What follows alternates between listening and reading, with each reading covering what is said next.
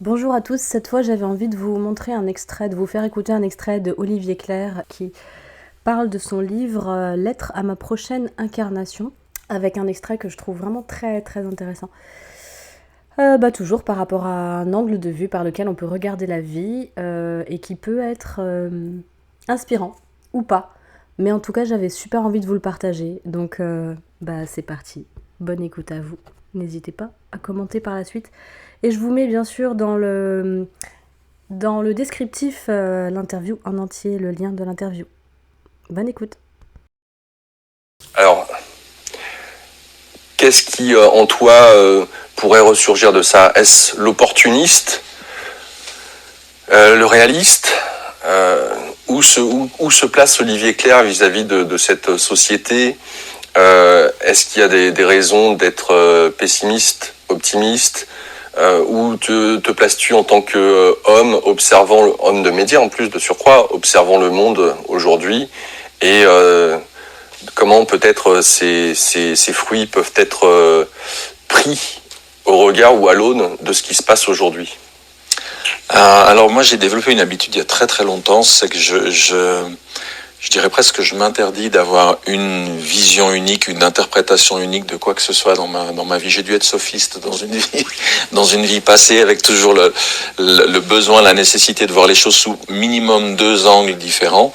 Et donc il y a une partie de moi qui effectivement peut regarder le monde puis dire on devient complètement fou. Mais à tous les niveaux, tu peux pas enclencher un seul jour la télévision sans qu'on te parle de telle espèce en train de disparaître, qu'on te parle de corruption, qu'on te parle de magouille. Enfin, il y a vraiment un côté où on peut se dire on vit le déclin, on vit la fin d'une civilisation, on vit une sorte de suicide collectif par rapport à l'écologie. Il y a de quoi franchement cultiver un état d'esprit très noir, très sombre, très cynique, s'inquiéter pour ses enfants, ses petits-enfants, etc. Et puis en même temps, j'aime bien avoir d'autres points de vue. Hier, je répondais à une interview. Il se trouve que la grenouille qui ne savait pas qu'elle était cuite dont tu parles, mon livre qui est sorti en 2005 vient d'être traduit en serbe. Et donc, mon éditeur serbe m'a envoyé une interview. À un moment, il y avait une jolie question. Elle me dit, c'est quoi la métaphore dans votre vie en ce moment qui vous inspire le plus? Et ce qui m'est tout de suite venu comme réponse, j'ai dit, celle qui m'inspire le plus en ce moment, c'est celle de la chenille et du papillon, que tout le monde utilise depuis 40 ans, mais dont on oublie la partie principale. La partie principale, c'est que la chenille, à un moment, elle se tisse son cocon. Et ce qui est intéressant et qu'on oublie de dire, c'est qu'est-ce qui va se passer dans ce cocon? Dans ce cocon, la chenille, elle va se désintégrer, elle va décomposer. C'est-à-dire que si toi et moi, on n'a jamais vu de notre vie la transformation d'une chenille en papillon, ce qu'on voit, c'est un animal, une chenille, qui se crée son propre cercueil, et qui ensuite se suicide. Voilà. Et donc, la chenille se met à se décomposer littéralement, comme on imagine un cadavre à l'intérieur de son cercueil. Et là où c'est incroyable, c'est que dans la chenille existent des cellules qui ne lui servent à rien, que les scientifiques ont nommé des cellules imaginales, c'est un joli nom. Et ce sont ces cellules-là qui, à partir de cette bouillie, de cette décomposition de chenilles, vont commencer à tisser un nouvel organisme qui sera un papillon et qui va finalement pouvoir déchirer ce cocon et déployer ses ailes. Et je trouve cette métaphore extraordinaire quand on la regarde avec cette partie centrale, c'est de se dire ce qu'on observe aujourd'hui dans le monde. Et si c'était la deuxième phase? Et si c'était cette décomposition d'un vieux système, d'un vieux paradigme, d'une humanité, de quelque chose qui a fait son temps? Et si ce qu'on appelle les créatifs culturels, tous les gens que je côtoie depuis 40 ans, qui, dans l'écologie, dans le développement personnel, dans la spiritualité, dans des mouvements sociaux, etc., sont en train d'expérimenter, de tester, de développer de nouvelles choses, et si eux représentaient ces millions ou dizaines ou centaines de millions de gens, représentaient les cellules imaginales qui sont en train, localement, déjà d'essayer de tisser quelque chose de nouveau à partir de cette bouillie du vieux monde. Alors j'en sais rien, je suis pas prophète, je sais pas comment les choses vont tourner d'ici 5, 10, 20, 30 ans, mais comme je ne sais pas, j'ai envie ni de m'enfermer dans un pessimisme apocalyptique, ni dans un angélisme de dire c'est merveilleux, on va tous faire un saut de conscience, et puis un nouvel âge d'or va apparaître comme ça, etc. J'aime bien Jacques Leconte, qui est un ami qui se définit comme un opti-réaliste. Réaliste parce qu'il est vraiment au plus près des infos et des réalités de ce monde-là. Opti-réaliste parce que il y a chez lui une capacité à garder confiance, à garder espoir sur l'humain. Il a un livre que j'aime beaucoup qui s'appelle « Le monde va beaucoup mieux que vous ne le croyez ». Je crois que c'est sorti chez Odile Jacob. Et il montre comment il y a des tas de choses qui ont changé pour le meilleur dans les 30-40 dernières années. Il y a des tas de catastrophes qui ont pu être évitées. Alors pourquoi pas ? Pourquoi on ne pourrait pas continuer, malgré tous les trucs qui nous font flipper dans les médias, de se dire il y a peut-être une chance que quelque chose sorte de tout ça. Et moi, quand j'écris, quand j'enseigne, quand j'anime des ateliers, quand j'organise des événements, je fais qu'une chose au fond. Je suis tout le temps en train d'essayer de nourrir, d'alimenter cette part de conscience, cette part de lumière, cette part du meilleur qu'il y a dans l'être humain. Pour toi, c'est ce qui est le plus important, c'est ce qui est le plus primordial. C'est ce qui donne un sens à ma vie. Alors après, les résultats de ça, j'en sais rien, mais on en parlait hier soir hors antenne aussi, ce fameux dialogue entre Krishna et Arjuna dans la Bhagavad Gita, où Krishna dit à Arjuna, agis pour l'action, pas pour les fruits de l'action. C'est-à-dire, apprends à faire les choses de manière désintéressée. Donc fais ce pourquoi tu es fait, en l'occurrence, il faut que tu te battes, même si tu n'en as pas envie. Fais ce pourquoi tu es fait. Les résultats de ça ne nous appartiennent pas. Nous, on est comme les cellules du foie ou des intestins ou du cerveau. On appartient à un organisme qui a une durée de vie infiniment plus grande que la nôtre. Qu'est-ce qu'une vie humaine au regard de la vie d'une société ou de la vie de toute une civilisation ? C'est pas grand-chose, c'est quelques secondes. Moi, je vis avec l'idée de me dire, je vais faire le meilleur usage que je peux des compétences, des talents, des ressources qui sont les miennes. J'offre ça au monde dans lequel je suis. Et puis, si chacun fait ça avec ses ressources, la somme de tout ça donnera ce qu'on verra dans 5, 10, 20, 30 ans. Alors, ça commence ce livre, en tout cas la première lettre, avec les parents. Alors, vous allez voir que à travers ce cheminement et ces lettres, il y a on va tous... Je fais une coupure pour vous dire que le livre dont il parle, c'est de Olivier Clerc, donc « Lettre à ma prochaine incarnation ». Pouvoir se reconnaître, parce que tu parles effectivement de toi, de comment tu as reçu certaines empreintes, de quels ont été les outils de départ qui sont inhérents à chaque individu et qui sont spécifiques à chaque individu. Et à partir de là, qu'est-ce qu'on en fait ? Et il est vrai que les parents, pourrait-on dire, qu'on y croit ou qu'on n'y croit pas. On pourrait dire, on n'a pas choisi. En tout cas, si on a choisi, on a oublié. Donc, les parents, on a les parents qu'on a. Est-ce que tu peux déjà nous décrire un petit peu le contexte de tes parents et de nous décrire un petit peu le climat pour qu'on saisisse justement quels ont été, on va dire, les outils de départ avec lesquels tu es parti ? Alors effectivement, ce dont tu parles, c'est pratiquement la première lettre, parce que je me suis dit, oui, je m'adresse à un moi futur. Ce moi futur, il va bien falloir qu'il se réincarne, donc il va falloir qu'il ait de nouveaux parents, peut-être de nouveaux frères et sœurs, tout un nouveau contexte. Donc ça m'amène par écho à revenir sur mes propres conditions d'incarnation. C'est-à-dire que moi je nais à Genève, début des années 60, avec un père protestant, une maman catholique, dans un milieu plutôt bourgeois, et je reviens un petit peu sur ces influences. Il y a des choses, d'ailleurs, c'est des années après qu'on se rend compte. Par exemple, moi, je suis élevé comme un catholique, je vais à la messe tous les dimanches jusqu'à l'âge de 16 ans où je claque la porte de l'église, et donc j'ai vraiment eu l'impression que j'avais reçu une éducation catholique, tu vois. Ce que je n'ai pas vu, ce que j'ai découvert qu'à 40 ans, c'est comment le fait d'avoir grandi à Genève, qui est une cité calviniste, j'ai complètement absorbé comme une éponge tout un tas de valeurs et de principes protestants, mais comme une éponge sans que ça soit mis au premier plan de la conscience. Et il m'a fallu vraiment le recul des années pour me dire, attends, mais bien sûr, il y a ce vernis catholique, mais dès qu'on gratte un petit peu, on trouve tout cet arrière-plan protestant qui m'a façonné vraiment aussi en profondeur. Voilà. Et une des raisons pour lesquelles je voulais aussi écrire cette lettre sur les parents, c'est que je suis toujours un peu interloqué de voir des gens qui ont 30, 40 ans, voire pire, 50 ou passé, et qui sont encore en pétard avec leurs parents, qui sont toujours pas réconciliés avec leur vie, avec les conditions dans lesquelles ils sont venus, avec leur enfance, leur adolescence et tout le reste, et qui continuent de bagarrer avec ça. Je pense que une amie me disait récemment, être adulte, c'est être en paix avec ses parents. Je trouvais que c'est une définition assez intéressante à enregistrer, parce qu'à un moment, je crois que la plus belle chose qu'on puisse se faire, c'est effectivement de se dire, ok, voilà la vie qui m'a été donnée. C'est pas la vie idéale que mon ego avait imaginée, avec des parents comme ci, des frères et sœurs comme ça, ici et ça, mais c'est ça qui m'a été donné. Je vais pas pouvoir refaire le passé. Donc maintenant, qu'est-ce que je fais de ce bagage-là, de ce terreau-là, voire de ce fumier-là qu'on m'a donné? Qu'est-ce que je vais commencer à cultiver? Donc je donne plusieurs exemples de situations. Ma rencontre avec Charles Rogeman, un exercice qu'il nous avait fait faire en formation, qui vise vraiment à un moment à amener cette réconciliation avec sa vie, avec son enfance, avec ses parents, et puis à pouvoir prendre ça comme base, comme support, et puis à construire méthodiquement dessus. Parce que passer son temps à vouloir refaire le passé, c'est juste une pure perte de temps. Alors on est souvent dans le jugement vis-à-vis de ses parents. On est à même de pouvoir dire, assez facilement d'ailleurs, il aurait dû faire ci, elle aurait dû faire ça, ils auraient dû faire comme ci, ils auraient dû faire comme ça.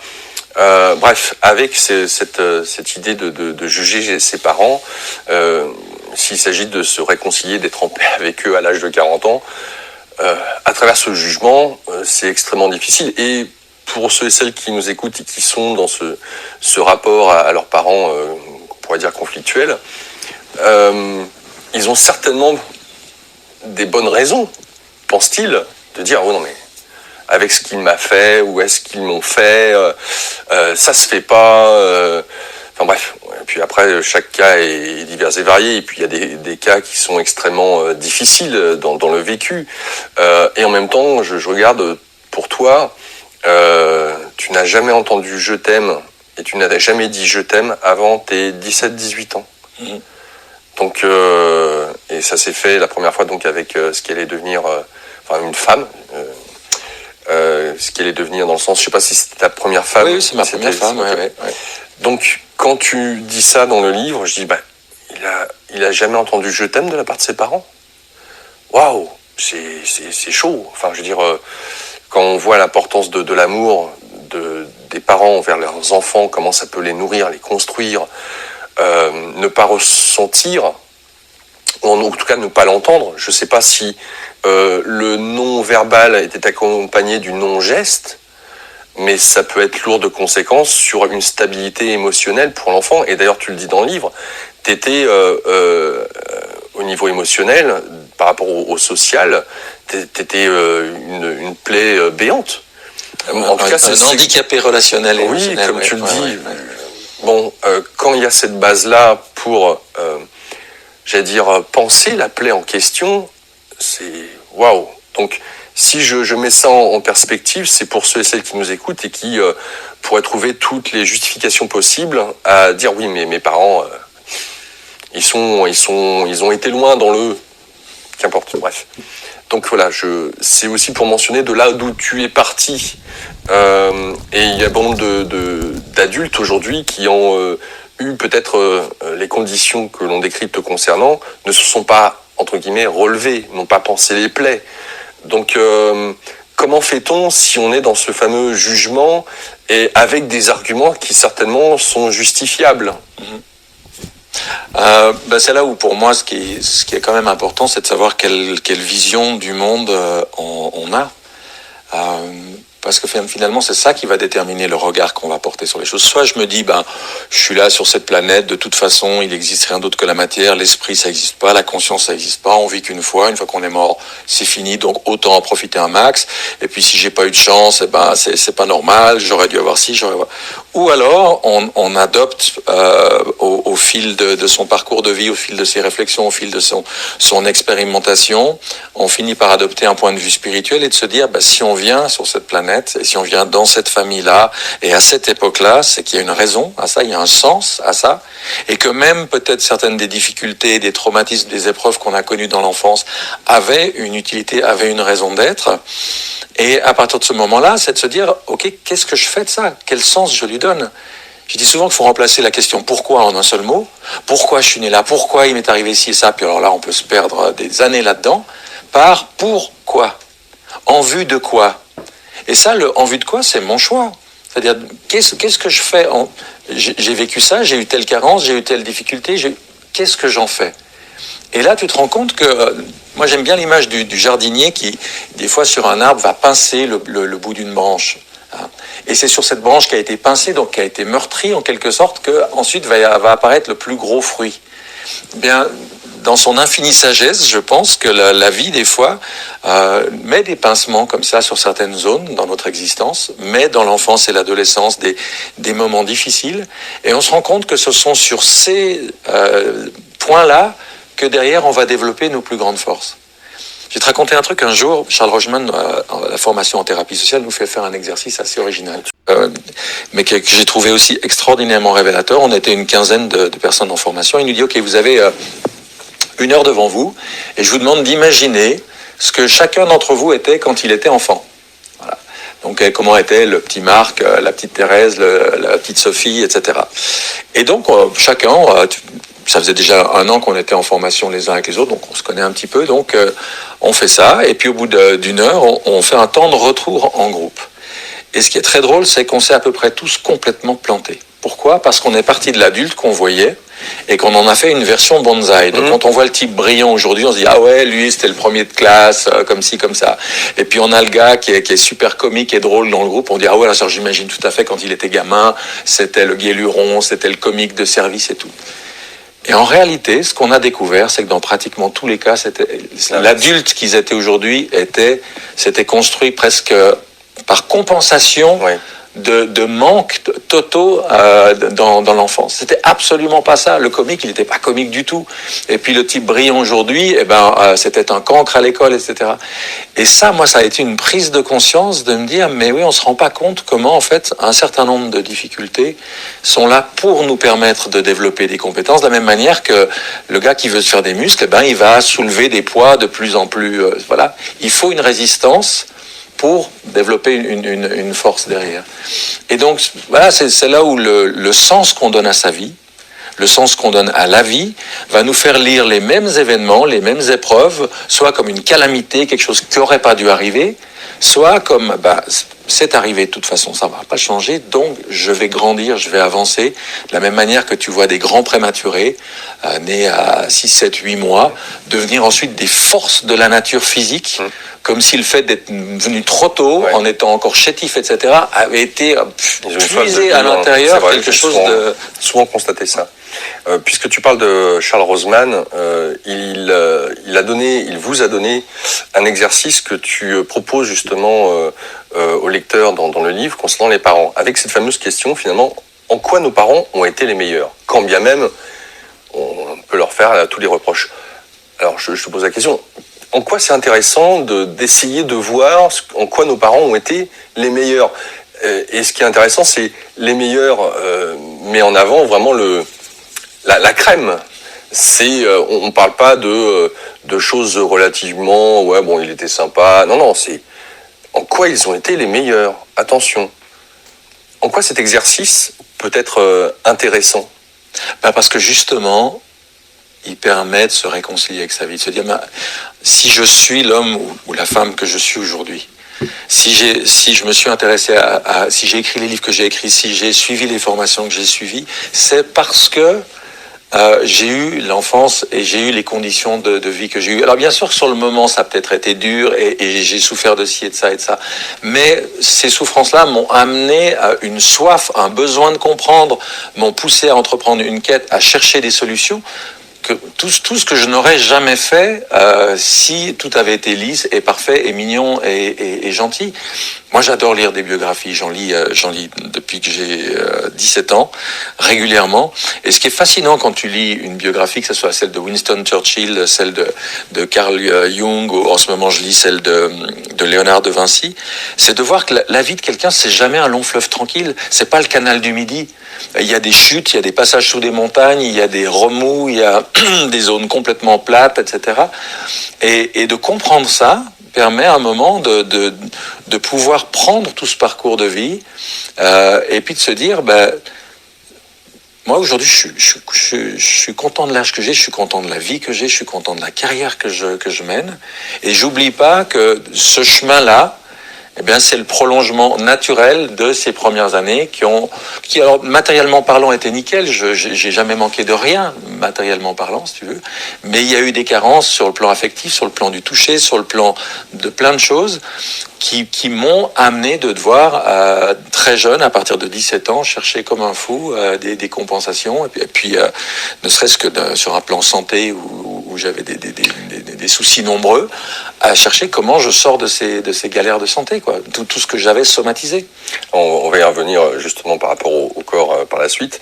En tout cas, ce qui est aussi intéressant, c'est que tu parles littéralement de relations toxiques avec tes parents, à tel point que en Suisse, la majorité à l'époque, c'était 20 ans. Et 10 jours après ta majorité, tu te débrouilles pour partir, pour quitter le giron familial. Mmh. Donc, quand on parle de relations toxiques et qu'on parle d'un handicap émotionnel et relationnel, donc est-ce à dire que l'homme de communication qui est dans cette empathie aujourd'hui était un enfant qui était réservé, renfermé dans sa bulle et qui en souffrait, j'allais dire, de ne pas pouvoir être comme les autres ou d'être en lien avec les autres.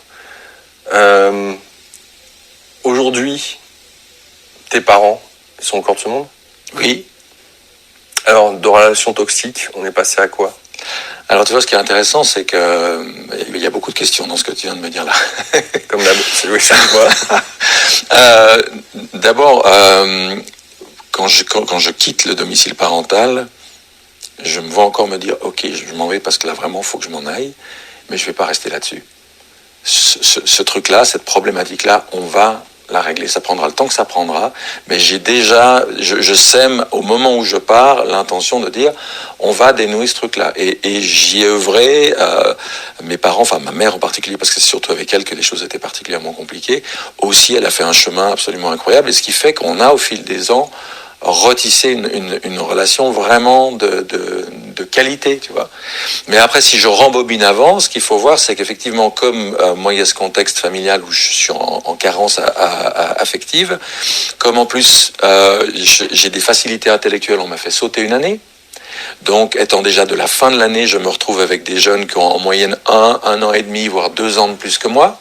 Ça, au moment du collège, où tu as des différences de croissance, de maturité, de transformation intérieure considérables. Donc, je vais me taper 3 ans de harcèlement scolaire. Voilà. On a une chance, c'est qu'en Suisse, c'est 3 ans de collège et 4 ans de lycée. Donc, j'ai eu que 3 ans de collège, mais ça a été 3 ans d'enfer, surtout que la notion d'harcèlement scolaire n'existait pas à l'époque. T'as pas fait de dépression ? Ce qu'on pourrait qualifier de dépression ? Je ne sais pas si on fait des dépressions à cet âge-là, mais j'étais de tendance limite suicidaire. J'étais dans. Moi, je n'ai pas souvenir d'avoir eu un camarade de classe avant l'âge de 16 ans, tu vois.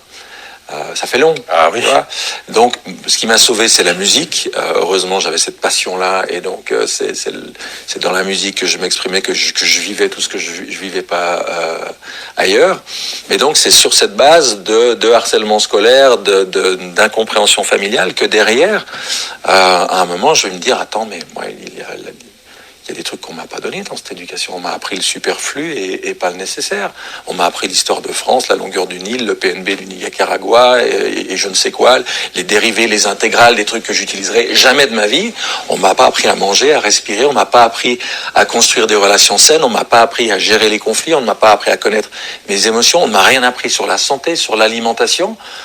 Moi, je me retrouve à 20 ans en me disant, mais où est-ce qu'il y a une école de vie sur cette planète ? Et comme la vie a le sens de l'humour, à ce moment-là, je me retrouve à traduire Dan Millman, Le guerrier pacifique, tu vois.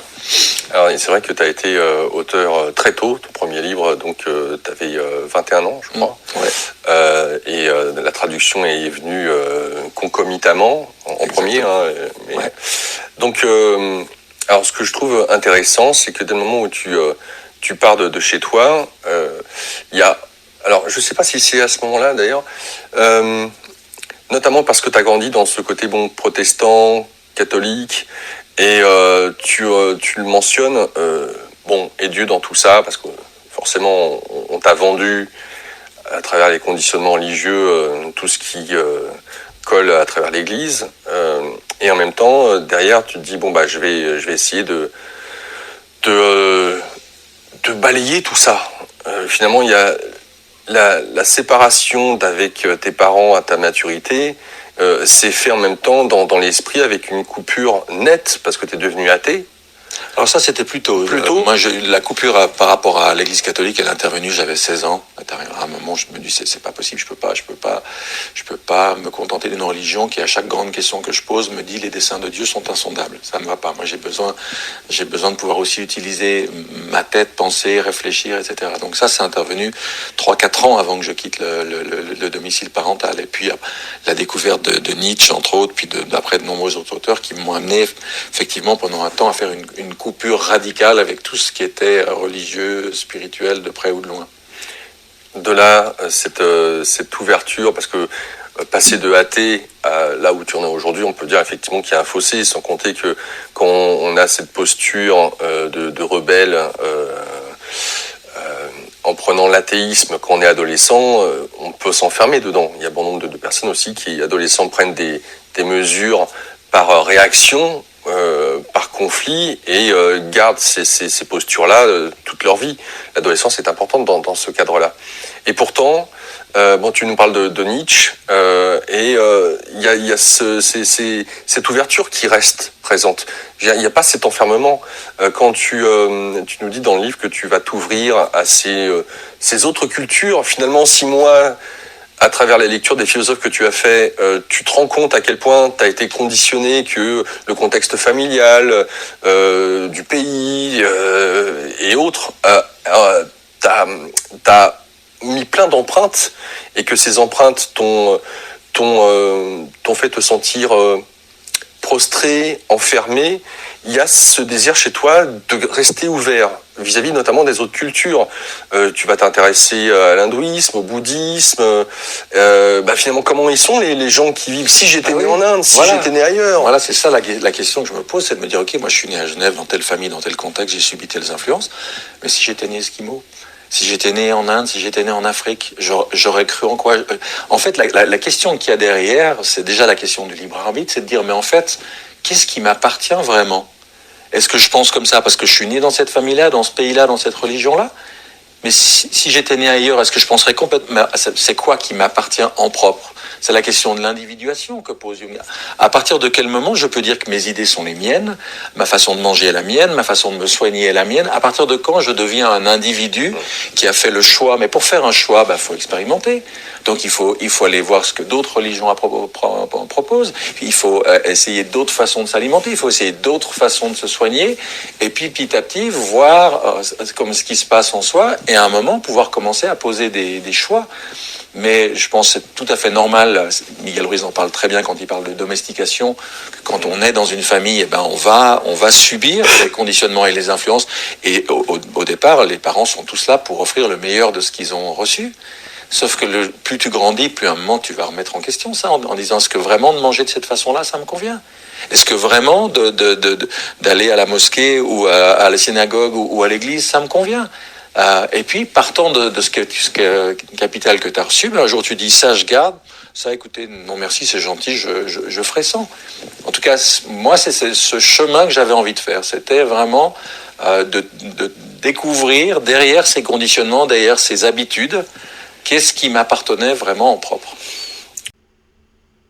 Voilà, je suis ravie de vous avoir partagé ce petit extrait, petit ou long, ça dépend de comment vous l'avez vécu et quel enthousiasme vous avez par rapport à ce qui se dit. Toujours est-il que vous pouvez voir l'interview en entier, il suffit simplement d'aller dans le descriptif de cette vidéo et de cliquer sur le lien. Voilà, en tout cas, c'est quelqu'un qui a fait beaucoup de choses très intéressantes, Olivier Clerc, donc je vous recommande d'aller voir ses travaux et tout ce qu'il propose, notamment les 4 accords Toltec, la traduction des 4 accords Toltec de Don Miguel Ruiz, et le guerrier pacifique, la traduction de Dan Millman. Voilà, je vous souhaite une très bonne continuation. À bientôt, ciao.